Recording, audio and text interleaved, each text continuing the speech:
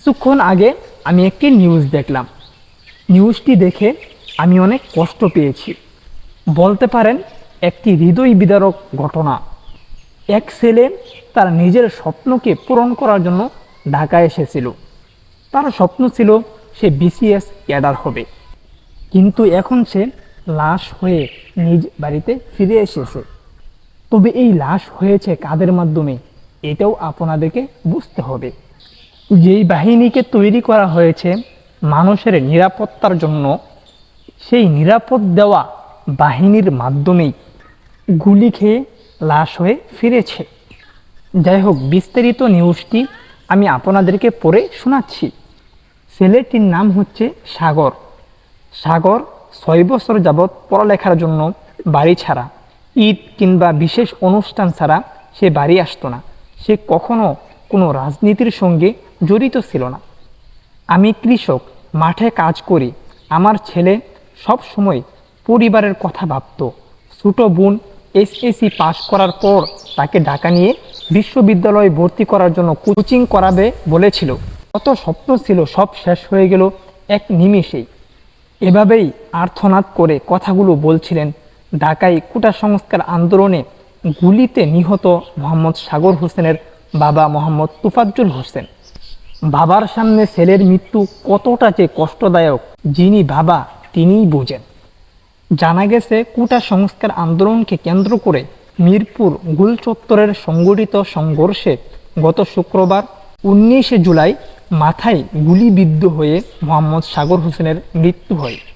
নিহত সাগর রাজবাড়ী জেলার বালিয়াকান্দি উপজেলার নারোয়া ইউনিয়নের টাকাপুরা গ্রামের কৃষক তোফাজ্জল হোসেনের ছেলে। তিনি মিরপুর সরকারি বাংলা কলেজে রাষ্ট্রবিজ্ঞান বিভাগের 2য় বর্ষের ছাত্র ছিলেন। 2 ভাই বোনের মধ্যে তিনি বড় ছিলেন। ছোট বোন নারোয়া লিয়াকত আলী স্কুল অ্যান্ড কলেজের এবার এসএসসি পরীক্ষার্থী। পরিবার সূত্রে জানা যায়, নারোয়ার স্থানীয় একটি প্রাথমিক বিদ্যালয় থেকে প্রাথমিকের গণ্ডি পার করে Liaquat Ali school and college থেকে 2019 সালে মানবিকে এসএসসি পাশ করে রাজবাড়ী সরকারি কলেজ থেকে 2021 সালে এসএসসি পাশ করে উচ্চশিক্ষার জন্য রাজধানীতে চলে যায়। সেখানে সে মিরপুর বাংলা কলেজে 2021-22 শিক্ষাবর্ষের অনার্সের রাষ্ট্রবিজ্ঞান বিভাগে ভর্তি হয়। পরিবারের অভাব অনটনের জন্য পড়ালেখার পাশাপাশি সে পার্ট টাইম চাকরি করেন। নিহত সাগরের বাবা মোহাম্মদ তোফাজ্জল হোসেন বলেন, সাগর অত্যন্ত মেধাবী ছিল। সে রাজবাড়ী সরকারি কলেজ থেকে এসএসসি পাশ করে ঢাকায় পাবলিক বিশ্ববিদ্যালয়ে ভর্তি হয়ে চেয়েছিল, কিন্তু ভাগ্য সহায় হয়নি। পরে ঢাকা বিশ্ববিদ্যালয়ের অধিভুক্ত কলেজ মিরপুর বাংলা কলেজে ভর্তি হয়। পরিবারের অভাব অনটনের কারণে আমি তার পড়ার খরচ ঠিকমতো দিতে পারতাম না বলে সে টিউশনি করে নিজের খরচ নিজেই চালাতো। সাগরের স্বপ্ন ছিল বিসিএস ক্যাডার হবে, সরকারি চাকরি করবে। সেই স্বপ্ন নিয়েই চাকরির জন্য কোটা আন্দোলনে গিয়েছিল, ফিরল লাশ হয়ে। আমি কাউকে দোষ দিব না, আল্লাহ যা ভালো মনে করছে তাই করেছে। আল্লাহর কাছে শুধু একটা কথাই বলবো, আল্লাহ তুমি আমার ধৈর্য দাও। নিহতের চাচাতো ভাই মোহাম্মদ সাইফুল হোসেন বলেন, আমি আর সাগর একসাথেই থাকতাম।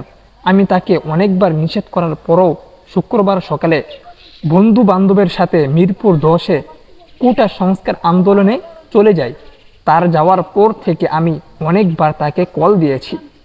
1 ঘন্টা পর ওর ফোন থেকে কল আসে, কেউ একজন জানায় সাগরের মাথায় গুলি লেগেছে। সাগর এখন মিরপুর আজমল মেডিকেল হাসপাতালে আছে। আমি সেখানে গিয়ে জানতে পারি সাগর মারা গেছে। পরে তাকে গ্রামের বাড়ি নিয়ে আসি। বিকাল 4টার পরে টাকাপুরা ঈদগাহ ময়দানে জানাজা শেষে তাকে দাফন করা হয়। এই কোটা সংস্কার আন্দোলনকে কেন্দ্র করে হাজার হাজার মায়ের বুক খালি হয়ে গেছে। হাজার হাজার মানুষের স্বপ্নগুলো ভেঙে চুরে একদম নিঃস্ব হয়ে গেছে। আমরা দেশে শান্তি চাই, আমরা দেশে অশান্তি চাই না। সবাই দোয়া করবেন আল্লাহ যেন দেশে শান্তি দিয়ে দেয়, এইভাবে যেন মায়ের বুকগুলো খালি না হয়। আজকের ভিডিওটি এই পর্যন্ত ছিল। অবশ্যই ভালো লাগলে শেয়ার করে দিবেন, আর চ্যানেলটিকে সাবস্ক্রাইব করে না থাকলে অবশ্যই চ্যানেলটিকে সাবস্ক্রাইব করে পাশে থাকবেন।